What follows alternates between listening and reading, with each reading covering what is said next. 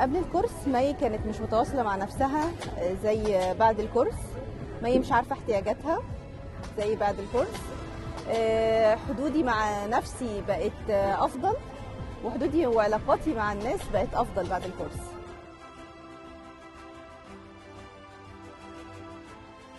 لو برشح حد أقول له إيه عن الكورس، أنا هقول له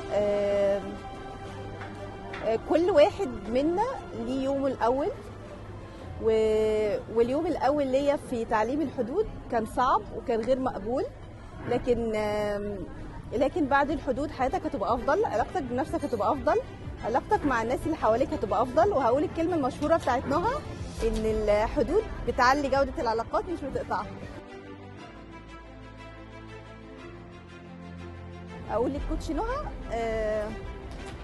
انت دعوه جميله من حد غالي عليا، ربنا رزقني بيه.